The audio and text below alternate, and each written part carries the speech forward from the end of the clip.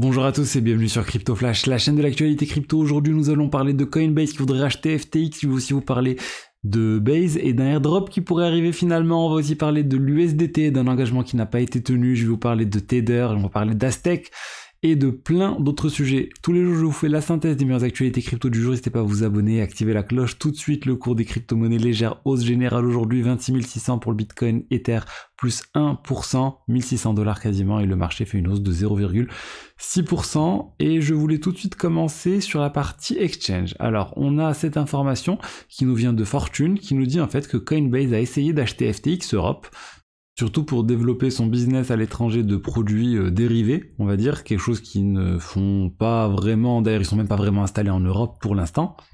Et surtout ils auraient essayé de le faire en novembre 2022, donc avec la faillite de FTX, mais aussi récemment en septembre 2023, donc ce mois-ci ils ont essayé de racheter FTX Europe. Donc voilà, comme j'ai dit, développer la partie autour des produits dérivés, que Coinbase, ils sont pas très présents sur le sujet, de toute façon à l'échelle de la Terre, ils ont très peu de choses, ils sont peu connus sur le marché spot, et les produits dérivés, ils sont en train de développer tout ça. Donc voilà, ça pourrait être intéressant, parce que ça va faciliter les choses pour les clients qui ont de l'argent bloqué sur FTX, c'est pas trop le sujet je pense.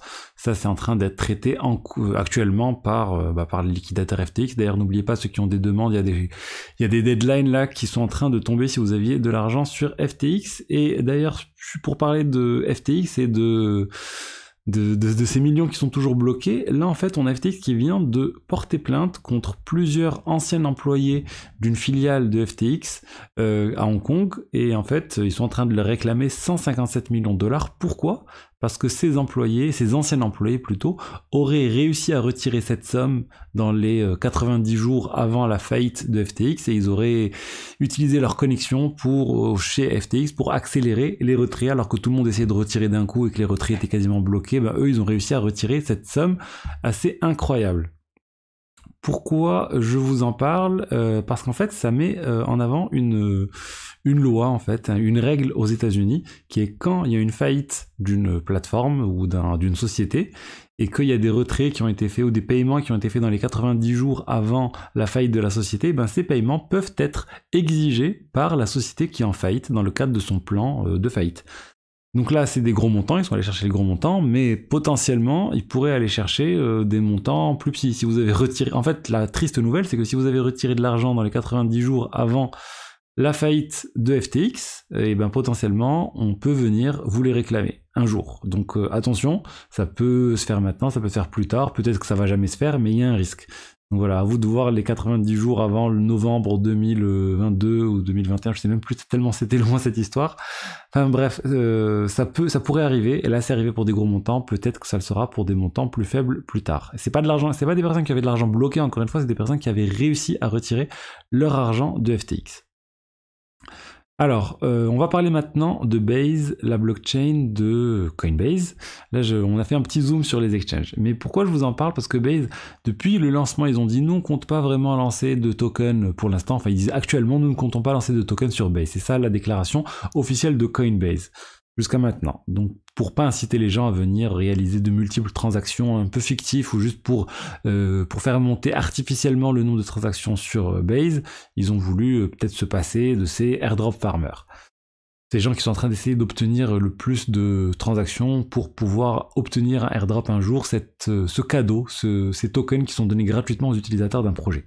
Et là, en fait, on a le directeur juridique de Coinbase qui vient de faire une déclaration en disant c'est pas quelque chose que nous avons totalement éliminé, nous avons pas prévu de faire. En gros, il dit regardez, je vous mets la citation en anglais surlignée, c'est pas quelque chose qu'ils ont rolled out entirely. Donc ça veut dire en fait qu'il y a une possibilité, et honnêtement c'est sûr, moi j'en suis convaincu à 100%. Dès que ça sera un peu plus clair avec la SEC, l'histoire de la SEC et de Coinbase, et est-ce qu'ils ont le droit de lancer un token, est-ce que ça va pas être une manière pour la SEC de les attaquer encore, Coinbase lancera le token de Base, ils auront une grosse partie de la supply, 10, 20, 30, 40, 50%, et ça va leur permettre de générer beaucoup de bénéfices pour la société Coinbase, et il n'y a aucune raison que ça n'arrive pas, sauf si la réglementation vraiment se durcit. Donc bon, tout ça pour dire que si vous pensez que ça va arriver, n'hésitez pas à faire plusieurs transactions, et surtout des transactions dans la durée. Enfin, chasser le airdrop, c'est quelque chose qui est compliqué. la meilleure manière d'obtenir un airdrop sur un protocole, c'est de vous mettre à l'utiliser vraiment réellement pour réaliser plusieurs choses et pas juste pour essayer d'obtenir le airdrop. Voilà. Ensuite, je voulais vous parler de l'USDT et de Tether. Tether, en fait, l'année dernière, ils avaient dit qu'ils allaient arrêter sur l'année 2023 de fournir des prêts à leurs clients en USDT. C'est-à-dire, il y a certaines personnes qui fournissent à Tether du Bitcoin ou de l'Ether, et Tether leur fournit de l'USDT qui est généré de toutes pièces, en fait. Et en fait, cette pratique était assez controversée, avec la faillite de FTX et les diverses sociétés qui prêtaient de l'argent, qui remboursaient pas, etc. Tether s'était engagé à ne plus fournir de prêts sur l'année 2023. Donc on va dire ils ont encore 3 mois pour changer tout ça, mais là, pourquoi on en parle? Parce que lors du dernier document qui a été publié par Tether pour prouver leurs réserves et un ensemble de choses, on a pu voir qu'ils avaient encore fourni des prêts. Et en fait, le montant qu'ils ont prêté au 30 juin 2023, il est passé à 5,5 milliards de dollars, alors qu'un trimestre plus tôt, il était à 5,3 milliards de dollars. Donc ils ne sont pas vraiment dans l'optique de diminuer la quantité de tokens qu'ils prêtent à leurs clients. Mais ils ont dit, voilà, on a plusieurs clients institutionnels avec lesquels on travaille depuis longtemps qui sont venus nous demander de réaliser des prêts pour ne pas avoir à vendre leurs cryptos et avoir une perte sèche imposable sur ces crypto-monnaies, et ils leur ont du coup accordé cette faveur. À voir maintenant si sur la fin de l'année ça va complètement disparaître ou non. En tout cas, ils se sont engagés à nouveau à faire disparaître ces prêts. Mais voilà, on voit bien qu'il y avait une opportunité commerciale, une opportunité pour fidéliser un client. Ils se sont dit, bah c'est pas grave, on va fournir ce prêt. Pourquoi ça pose problème? Parce que le pire scénario, ça serait qu'en cas de liquidation massive, par exemple le prix du Bitcoin ou le prix de l'Ether, qui est le collatéral associé à ces prêts-là, baisse fortement d'un coup, et ben potentiellement l'USDT ne serait pas suffisamment collatéralisé. Et du coup, bah, on pourrait avoir moins de réserves de dollars qui soient derrière l'USDT. Après, honnêtement, là, je ne pense pas que ça va arriver. 5 milliards, c'est pas non plus énorme à l'échelle de tout ce qu'a Tether. On parle de 80 milliards de mémoire. Et surtout, ils ont une réserve en fonds propres de plusieurs milliards de dollars. Donc ça devrait quand même passer.